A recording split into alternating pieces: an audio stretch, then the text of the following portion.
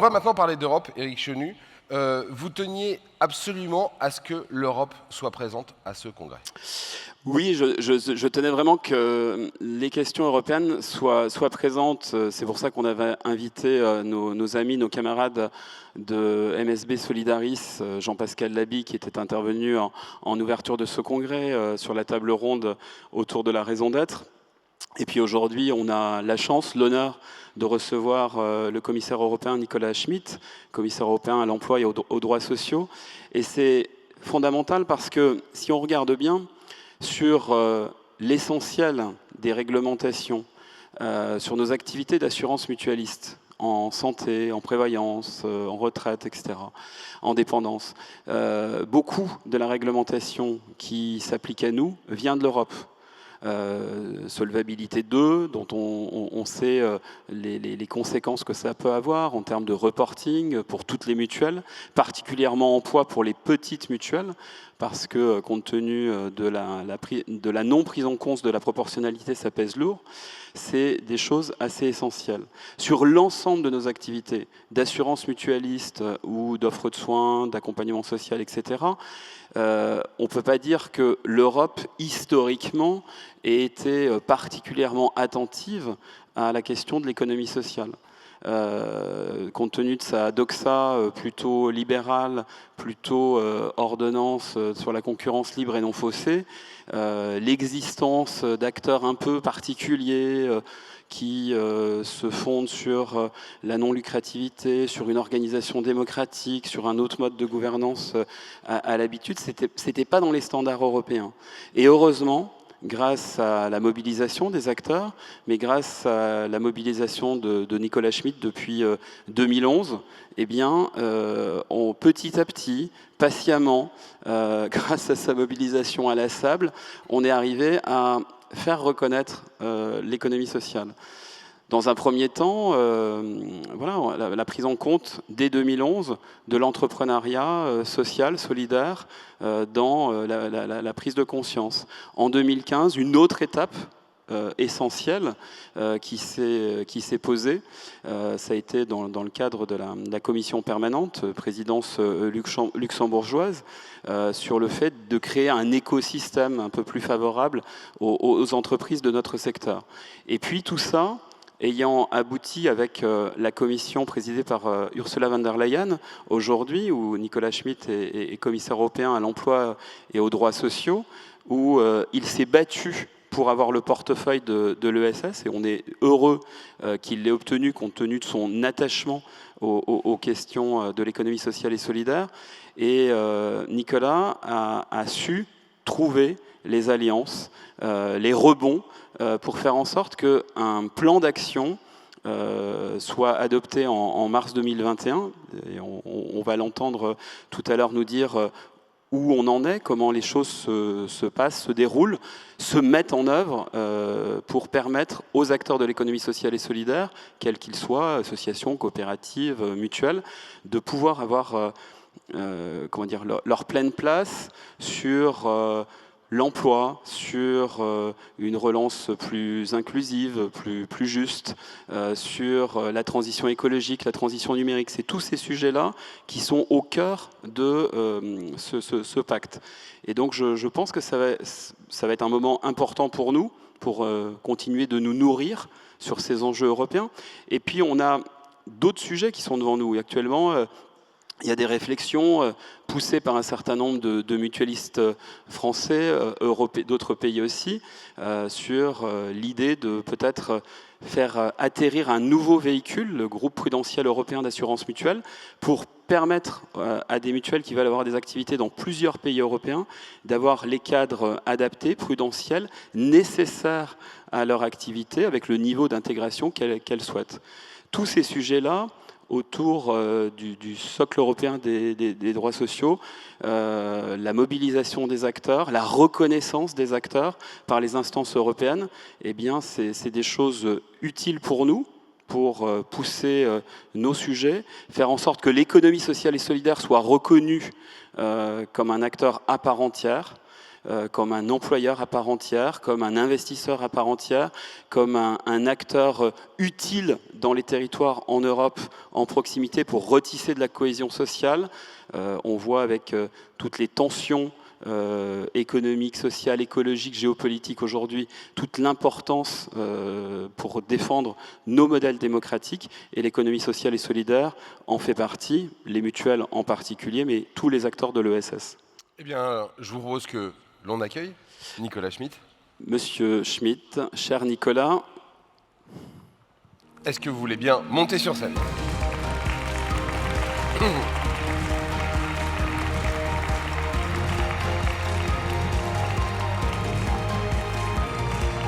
Tournez-vous pour la photo. Cher Nicolas, c'est vraiment un honneur de vous accueillir aujourd'hui. Vous êtes ici chez vous, devant le congrès de la Mutualité française. Vous êtes même doublement chez vous, ici, pour ce 43e congrès à Marseille, puisque vous connaissez particulièrement bien cette région, pour y avoir fait une partie de vos études. Et vous êtes aussi chez vous parce que, fin connaisseur de nos sujets, de l'économie sociale et solidaire, je le disais, vous connaissez particulièrement la mutualité française, la mutualité luxembourgeoise aussi, nos instances internationales, notamment de l'AIM, où vous avez pu suivre tous nos travaux. On sait que vous nous soutenez, vous nous accompagnez. On a hâte de vous entendre pour nous dire quelles sont les perspectives, comment vous voyez nos sujets dans les mois à venir, d'ici la fin de cette commission et peut-être au-delà. En tout cas, un grand merci à vous d'avoir fait le voyage pour venir vous exprimer en direct devant le congrès de la Mutualité française. Et je vous propose, monsieur le commissaire, de faire le voyage jusqu'au pupitre. Merci beaucoup.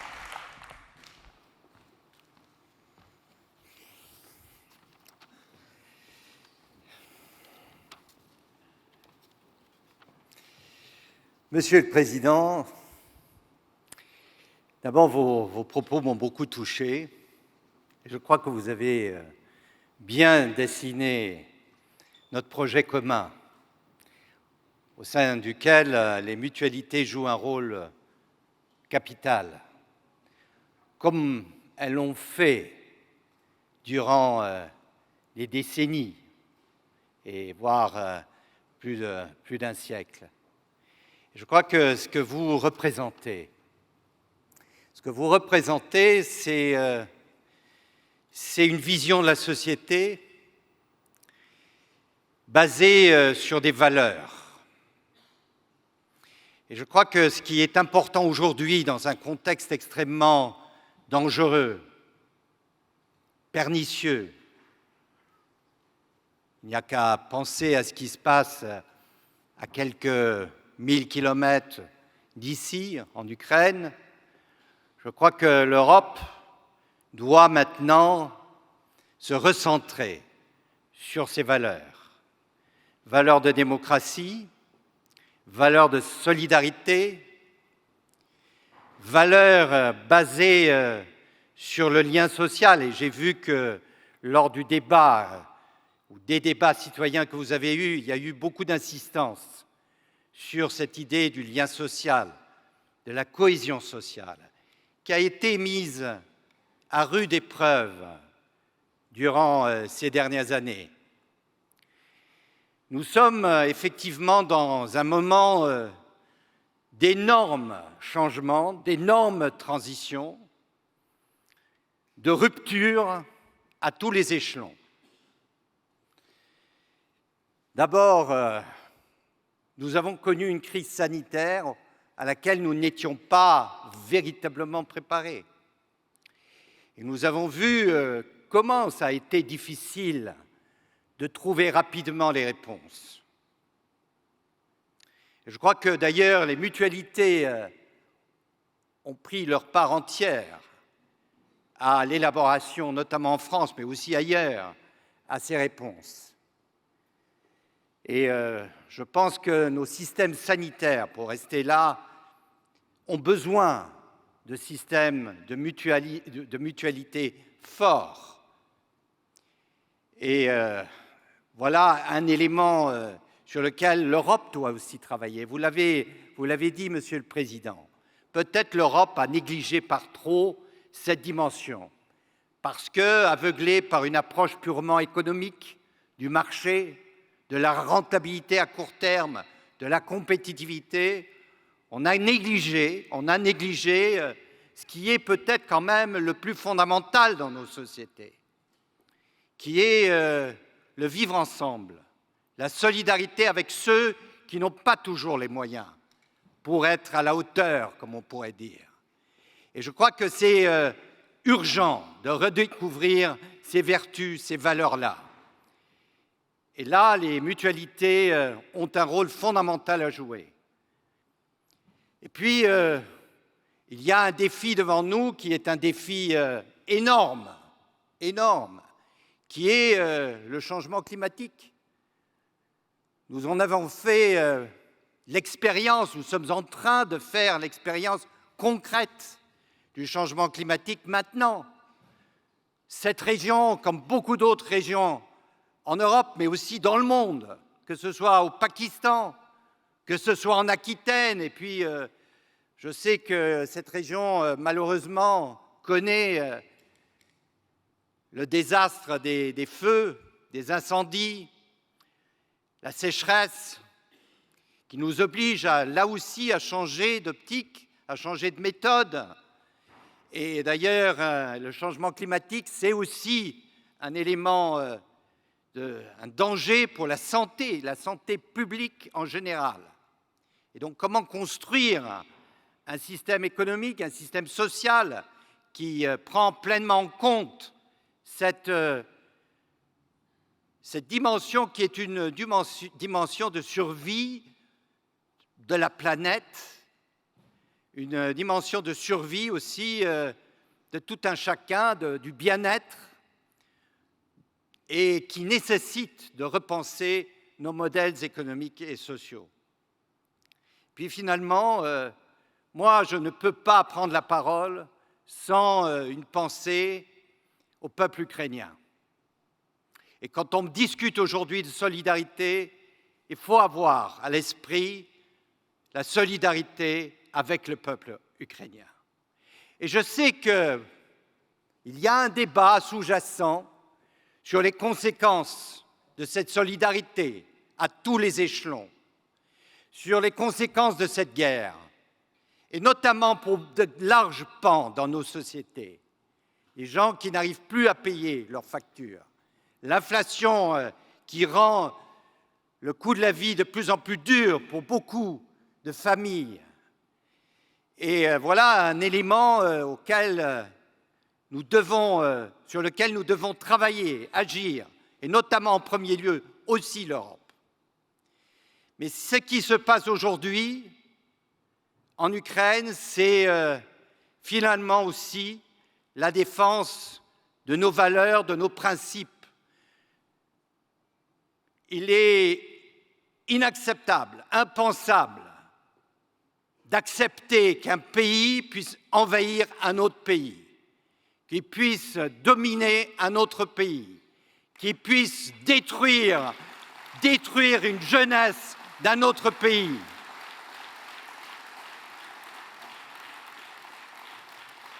Et donc la solidarité avec le peuple ukrainien, c'est la solidarité avec nos propres valeurs.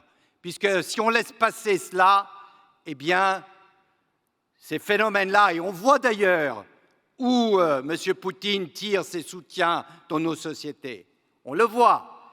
Et donc, je crois que cette pensée, cette solidarité pour le peuple ukrainien, c'est extrêmement important.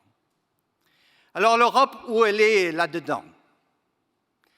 Je pense que ces dernières années, il y a eu une prise de conscience qu'on ne pouvait pas continuer l'Europe comme on l'a fait pendant un certain nombre d'années, et notamment le choc de la crise financière et les méthodes qui ont été employées pour, soi-disant, régler cette crise financière. Je crois que l'Europe a beaucoup souffert de ces solutions. Mais ce n'est pas l'Europe, ce n'est pas une abstraction. Ce sont les décideurs, ce sont les États membres, bien sûr aussi les décideurs européens. Et donc, il y a maintenant un changement de cap. Du moins, on travaille sur un changement de cap. Et vous avez, Monsieur le Président, évoqué ce document qui est le socle des droits sociaux européens. Et moi, je vous fais un aveu. Nous fêtons dans quelques semaines les 5 ans de ce document.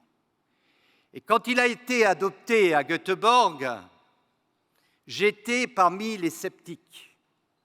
Et je pensais qu'une fois de plus, l'Europe allait adopter un document qu'on allait saluer, mais qu'après un certain temps, allait disparaître dans les tiroirs de l'histoire. Eh bien, ça ne s'est pour une fois pas passé comme ça. Et j'en suis extrêmement heureux. Et c'est peut-être aussi parce qu'il y a un mouvement dans nos sociétés. Et les mutualités, l'économie sociale et solidaire en font partie, qui ont joué leur rôle, qui ont montré qu'on ne pouvait pas continuer l'Europe comme on l'avait fait pendant ces années-là, basée sur ce que vous avez appelé la doxa, qui nous a finalement menés d'abord dans le mur de la crise financière et dans d'autres murs en plus avec l'augmentation des inégalités, de la pauvreté, de l'exclusion, etc., et la montée des populismes. Eh bien, ce document, maintenant, cette commission en a fait une de ses bases de travail. Et nous avons réalisé un certain nombre de projets très concrets basés sur ces 20 principes du socle des droits sociaux. Mardi prochain, le Parlement européen va voter, va adopter, j'espère en tout cas, la directive sur un cadre sur les salaires minimums en Europe. Il y a 10 ans, si vous aviez dit l'Europe a besoin d'agir sur les salaires minimums, elle a besoin d'agir sur l'équité salariale, elle a besoin de soutenir ceux qui effectivement peinent, qui travaillent, mais avec leur salaire ne sortent pas de la pauvreté, on aurait dit, bon, ça c'est pas impossible, l'Europe ne pourra pas le faire, elle n'a pas les compétences.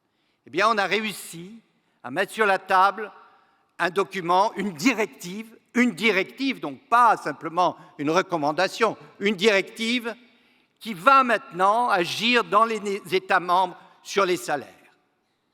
Sur les salaires minimums, sur les SMIC qui existent dans un certain nombre de pays, dans la plupart des pays, dans quelques autres, ça n'existe pas, mais eux, ils ont d'autres systèmes, peut-être parfois plus efficaces. Mais au-delà de ce soutien au salaire minimum, on a inscrit dans cette directive un soutien au dialogue social, une obligation de développer à l'échelle des États membres et à l'échelle européenne le dialogue social et surtout la négociation collective. Redonner aux syndicats d'abord, mais au-delà, aux partenaires sociaux, le droit de négocier sur beaucoup d'aspects, y compris aussi négocier sur les salaires. Et cela dans un cadre équitable pour les deux côtés au niveau des partenaires sociaux. Et je crois que ce document, cette directive-là, aura des suites. Elle aura des échos dans les États membres. Et j'ai pu visiter un certain nombre d'États, notamment des États d'Europe centrale ou d'Europe du Sud-Ouest, où on sent que les gens attendent ce soutien de l'Europe pour qu'effectivement on arrive à améliorer les salaires, on arrive à agir en faveur de la convergence sociale en Europe. Et précisément cette directive-là prend une dimension toute particulière dans la crise actuelle, où finalement ce sont les salariés qui, pour le moment, risquent de faire les frais avec l'inflation, le coût de la vie, avec des factures énergétiques qui explosent et les salaires qui ne suivent pas. Donc agir sur les salaires, agir sur les équités, agir sur la responsabilité sociale est fondamental en ce moment. Et donc, je crois que là aussi, l'économie sociale, l'économie solidaire, les mutualités doivent faire partie de ce combat pour que cette crise ne devienne pas, ne se transforme pas véritablement en crise sociale, ce qui serait un danger pour nos pays, pour nos États membres, pour l'Europe, mais finalement risquerait de devenir un danger pour la démocratie en tant que telle. Nous sommes dans un processus où effectivement, aussi le monde du travail est en train de changer fondamentalement. Parfois pour le bien, parfois aussi pour le moins bien, pour le mal. Nous avons vu avec le Covid qu'effectivement, les nouvelles technologies nous donnaient un moyen formidable. Il y a eu un essor extrêmement rapide du télétravail qui a permis à beaucoup de gens de garder leur emploi, à travailler de chez eux, à ne pas perdre leur emploi grâce aussi à l'Europe, il faut le dire, parce qu'on a mis en place un système pour soutenir le chômage partiel qui n'avait pas existé, notamment lors de la crise précédente. Ce qui a expliqué d'ailleurs que le chômage n'a pas explosé, que la plupart des gens, beaucoup de gens ont gardé leur emploi. Mais nous savons aussi que les nouvelles technologies peuvent créer des nouvelles situations d'emploi dépourvues de toute protection en matière de droit du travail, de toute protection en matière sociale. Et là aussi, cette commission a mis sur la table maintenant une directive pour protéger les travailleurs des plateformes, pour leur donner les mêmes droits.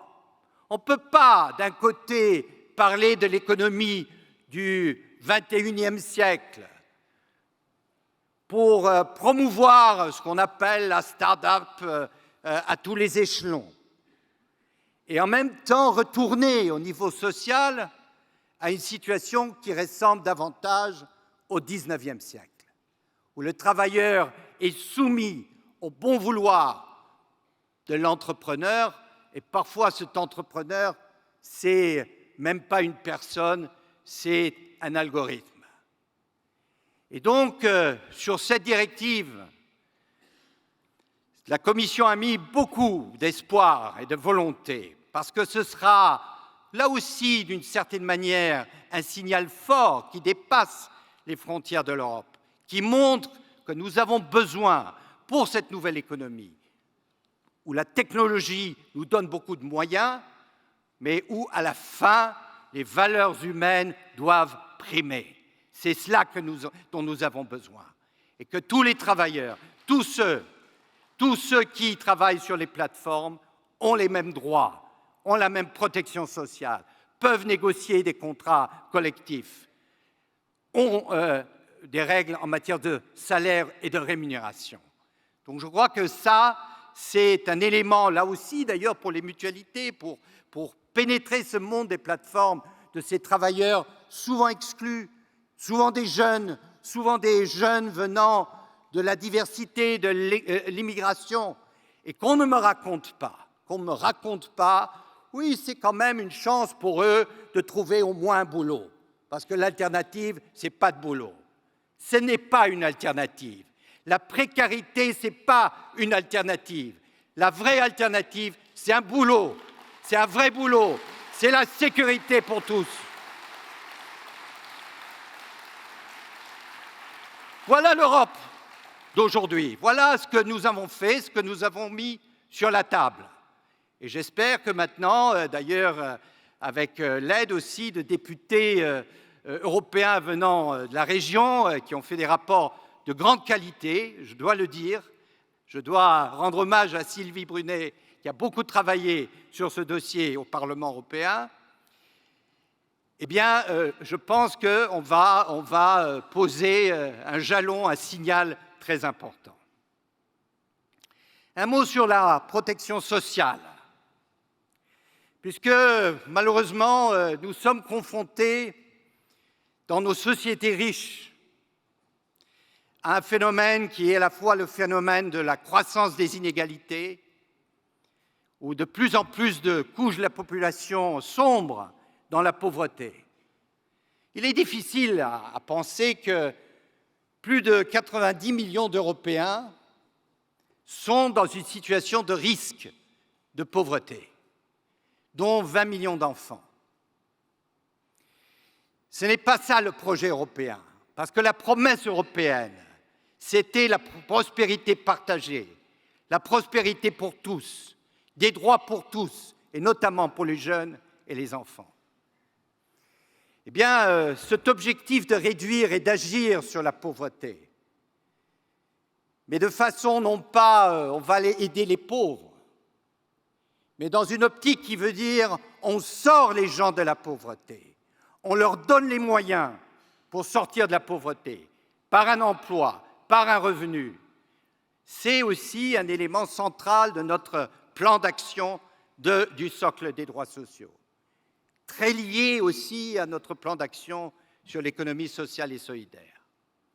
Et donc, la Commission travaille maintenant à présenter un projet, une recommandation qui a été déjà adoptée sur la garantie pour l'enfance, pour sortir les enfants de la pauvreté, parce que c'est là où la pauvreté s'hérite, c'est au niveau de l'école, où la pauvreté se poursuit, se transmet de génération en génération. Des jeunes qui ne trouvent pas d'emploi, puisque l'école n'a pas réussi à leur donner une formation. Et donc, l'objectif d'agir sur l'enfance, sur les droits des enfants, sur un accompagnement social des enfants, sur un soutien aux familles, est un élément capital. Et donc, la mise en œuvre de cette garantie est pour moi extrêmement importante. Mais aussi les jeunes, et je sais où je parle, ici à Marseille, où beaucoup de jeunes sont nulle part, les fameux NEETs, 8 millions, plus de 8 millions de jeunes en Europe sont considérés comme des NEETs, c'est-à-dire des jeunes qui sont ni à l'école, ni à l'emploi, ni dans une mesure, qui sont nulle part. Et pourtant, ils sont dans nos sociétés, ils sont quelque part. Et donc, je crois que nous devons doubler d'efforts pour aider ces jeunes à retrouver le chemin vers la société, à retrouver ou à trouver le chemin vers une formation, à trouver le chemin vers un emploi digne. Et donc, précisément dans ce contexte de la transition écologique, où beaucoup de bras sont demandés, puisque j'entends que beaucoup d'entreprises, notamment des petites et moyennes entreprises, se plaignent parce qu'ils ne trouvent pas les personnes, les bras, mais aussi les compétences pour accélérer cette transition énergétique et climatique. Eh bien, il faut puiser dans ces 8 millions de jeunes et leur offrir des chances. Je crois que c'est un devoir au niveau national, mais c'est un devoir au niveau régional, et c'est évidemment aussi un devoir au niveau européen. Cette semaine, la Commission a adopté une stratégie pour les soins de long terme. Parce que nous sommes tous, et là je crois que nous sommes au cœur aussi du travail des mutualités, nous sommes dans une société vieillissante, et il y a aussi beaucoup de côtés très positifs là-dedans, mais nous devons être conscients que le vieillissement crée de nouveaux besoins, crée le besoin de nouveaux cadres pour les personnes âgées, pour les personnes en difficulté. Et je crois que le message qui vient de l'Europe pour dire « État, prenez vos décisions pour améliorer, pour développer, mais aussi avoir une vision d'avenir sur le secteur des soins, pour que les personnes âgées, mais aussi les enfants, parce que les soins liés notamment aussi à cette garantie de l'enfance, pour que ces soins-là soient de qualité et pour que cette dimension humaine reviennent dans le secteur des soins. J'ai suivi évidemment le débat ici même en France, mais qui aurait pu avoir lieu dans d'autres États membres, sur la marchandisation des soins, sur cet aspect où finalement la rentabilité financière maximale a été obtenue sur le dos des plus faibles, des plus vulnérables, des personnes âgées. Eh bien, c'est inacceptable, inacceptable. Et nous invitons, là, nos compétences sont assez limitées, mais nous invitons les États membres à mettre en place les cadres pour assurer que la qualité dans les soins soit assurée.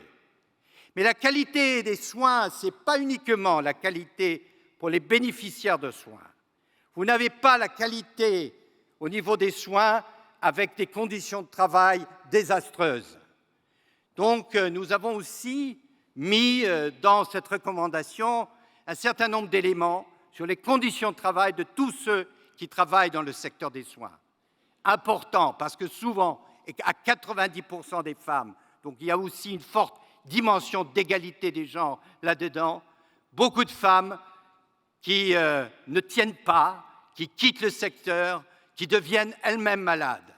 Et donc, nous devons prendre conscience que c'est un secteur qui est au cœur du développement de nos sociétés et nous devons donner la vraie valeur à ce travail, à cette action. Et c'est aussi, donner une valeur, c'est aussi quelque chose que je considère faire partie des valeurs européennes. Revenir vers les valeurs humaines et non pas avoir une sorte de taylorisation du travail au niveau des soins. Voilà quelques exemples fondamentaux où effectivement l'Europe montre que nous avons besoin d'avancer, de soutien au niveau social et qu'il n'y a pas de progrès économique, qu'il n'y a pas d'innovation basée sur des inégalités de plus en plus grandes. Plus vous avez d'inégalités, plus vous excluez les gens, plus vous affaiblissez la cohésion et la capacité innovatrice de nos sociétés. Et finalement, la pensée mutualiste, c'est une pensée basée sur l'idée qu'ensemble, on peut plus, on peut mieux. Et que les mutualités ont été créées parce qu'il y avait, à l'époque, il n'y avait pas d'État social, il n'y avait pas de protection sociale offerte par le public. Et donc, les gens ont pris leur sort en main. Ils ont construit des solidarités concrètes. Et je crois qu'il est temps de redécouvrir ces valeurs-là, de reconstruire ces solidarités, de montrer que l'Europe sera forte grâce à son système de protection sociale, son système qui veille à ce que personne ne soit laissé sur le bord de la route, sur sa capacité d'accueillir aussi les immigrés, et leur donner les moyens de s'intégrer et de participer à la construction de nos économies, de nos sociétés, de notre bien-être économique et social, et aussi de partager d'ailleurs nos valeurs culturelles, nos valeurs sociales. Eh bien, laissez-moi vous remercier. Laissez-moi remercier tous ceux qui sont engagés dans le mouvement mutualiste, ceux qui ont œuvré par le passé, qui ont construit ce mouvement fort en France, qui a une dimension européenne maintenant. J'ai bien pris, bien sûr, ce que le président a dit sur les lacunes en matière de législations européennes, ou l'ignorance parfois, ou la négligence de prendre dignement en compte les spécificités du mouvement mutualiste. Et nous allons y travailler aussi grâce au plan d'action, grâce aussi à la recommandation, mais ça doit aller au-delà de la recommandation, ça doit aussi pénétrer la législation européenne. Puisque dans l'avenir, dans cette phase de grande transition, de transformation, nous avons besoin de vous, nous avons besoin de votre engagement, nous avons besoin de votre clairvoyance et nous avons besoin de votre innovation, puisque beaucoup d'innovations sont générées au niveau de l'économie sociale et notamment au niveau des mutualités. Grand merci, et je ne peux que vous exprimer le soutien de l'Europe et j'espère que nous continuerons le chemin ensemble sur lequel on s'est engagé. Merci.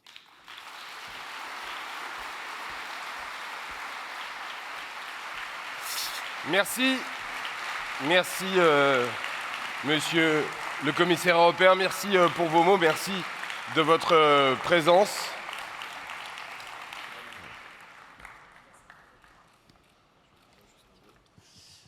Merci à vous, monsieur Schmitt. Si certains doutaient de l'Europe, je crois que quand on entend l'Europe s'exprimer avec autant de force, autant de conviction, quand l'Europe est sociale et solidaire en termes de projets, d'intention, tels que vous venez de la présenter, on ne peut qu'être tous pleinement et résolument européens, parce qu'on voit là aussi, face à tous les périls que vous avez rappelés, toute l'importance de faire union, de jouer collectif, de créer des conditions pour que les femmes et les hommes du continent, et que plus largement dans une ambition universaliste, on inspire au-delà des frontières de l'Europe sur un modèle sur notre commune humanité. En tout cas, merci beaucoup pour vos mots forts. Je pense que ce sera un des temps forts supplémentaires de ce congrès, et vraiment, vraiment, merci beaucoup pour votre présence à nos côtés aujourd'hui. Merci.